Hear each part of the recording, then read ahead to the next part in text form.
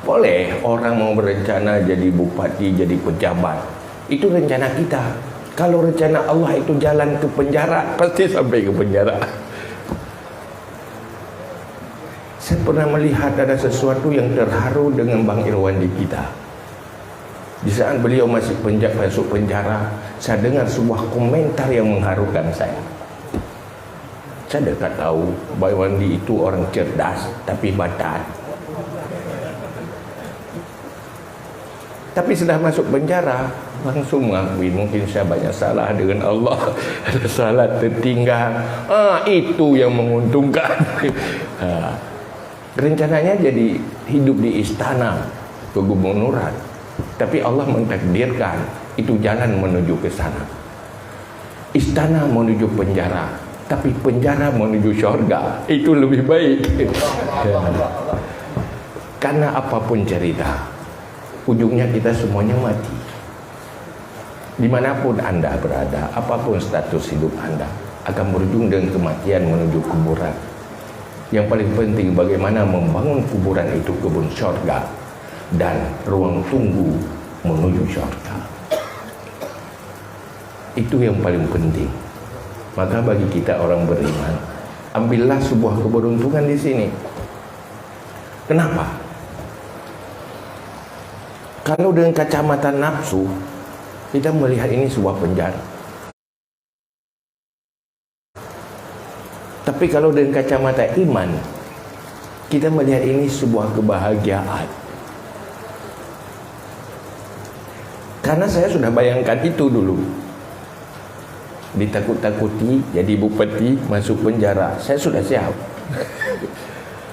Menyonai tanya, Mesti Ron salah dalam penjara. Jut. Ni lemah macam horor telur. Tadi kan salah. Ya pe kamar tu ni pasal kena nak jual nak putan nak tayang nyoji tadi. Jak nak luk ju. Dah cepat habis dekat pu dah wah hana payah bela-bela tadi. Sudah pengacara bela pergi ke buka pintu je kuno ya luk. Kenapa? Di saat kita masuk penjara, kita terbebas dari beberapa hal yang sangat menghantui masa depan kita. Jadi malapetaka bagi masa depan kita.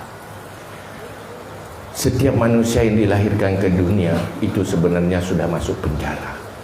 Penjara godaan dunia. Dengan masuk penjara, napa di bawah penjara lepas tengok. Karena setiap manusia yang lahir ke dunia, dia akan ditantang, dipenjarakan oleh 5 hal. Penjara dunia dengan segala keindahannya.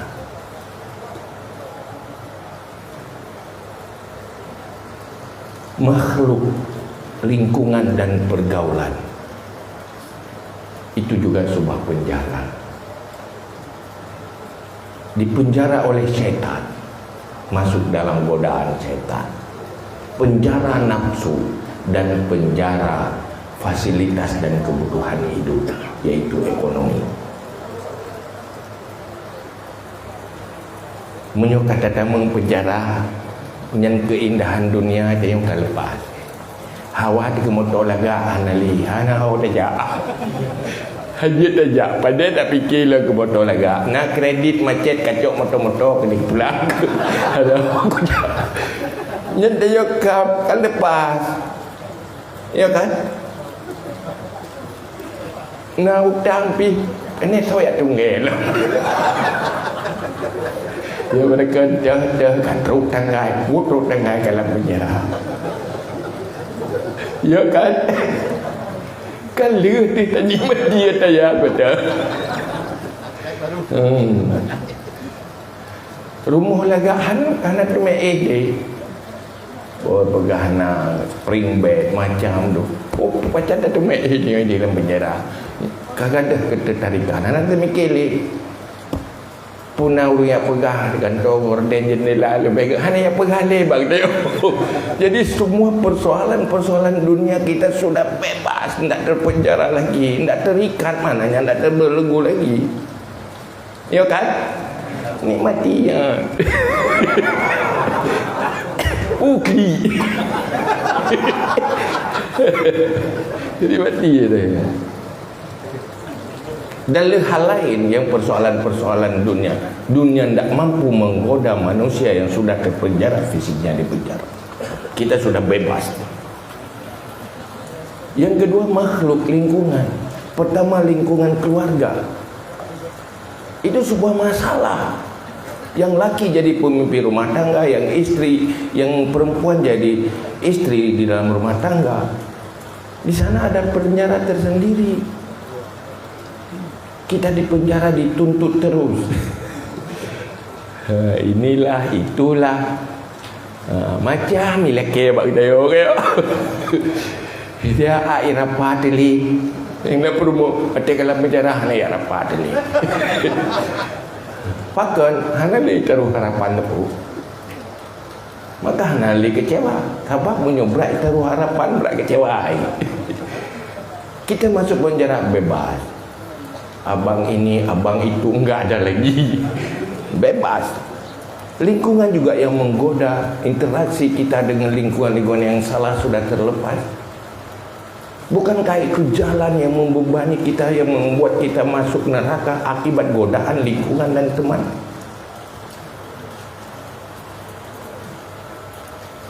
Maka itu ada sisi baiknya. Kemudian persoalan rezeki.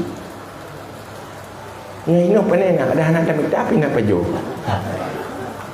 Yang penting kebaik mati dia. Kurang mangat becutnya biasa. Mangatnya pitiat baru kuang tagai. Mereka terus dalam ke taban mandu. Yang mangat ya ada mangat ke taban mandu kan. Dia lewat dia. Nyampi tengah dia mangat. Munyo katro ada bu mangat tak ada mangat tilik. Ya kan? Jadi resiko-resiko kehilangan resiko nikmat-nikmat kecil. Cuman ada hal yang sulit, yaitu nafsu. Dia akan berada kemana kita pergi. Itu ada di dalam jiwa kita. Yang kedua, syaitan. Yang ada datanya tatamang tanya lalapah hijik tamang ni. Maka tinggal dua buah godaan tu. Leboh bunuh kaglah ada. Cuma dua, godaan nafsu dan godaan syaitan.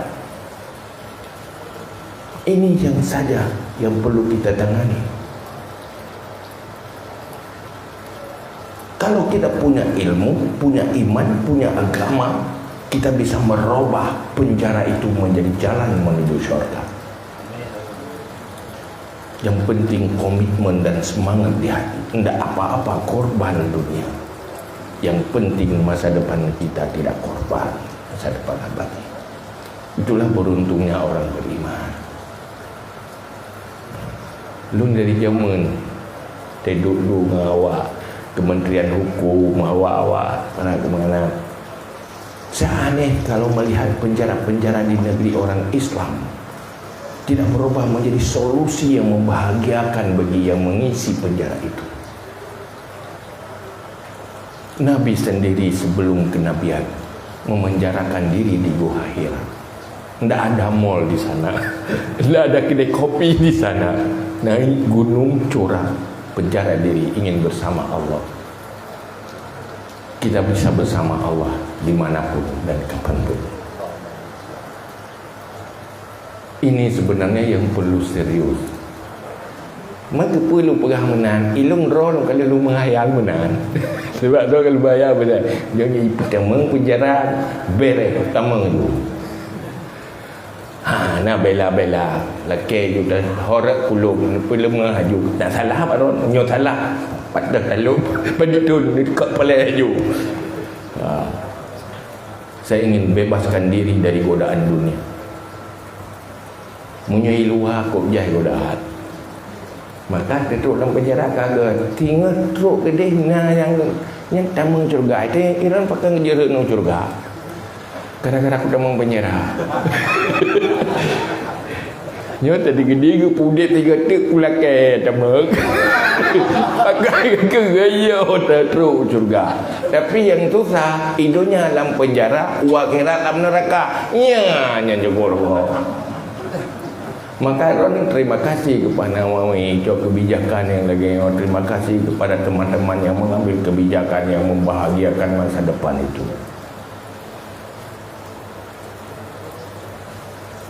Yang penting konsep yang diajarkan oleh Rasulullah, bagaimana membuat penjara ini adalah tempat yang terbebas. Karena manusia ada 2 sisi, ada fisik, ada hati. Untuk apa fisik bebas kalau hati terpenjara?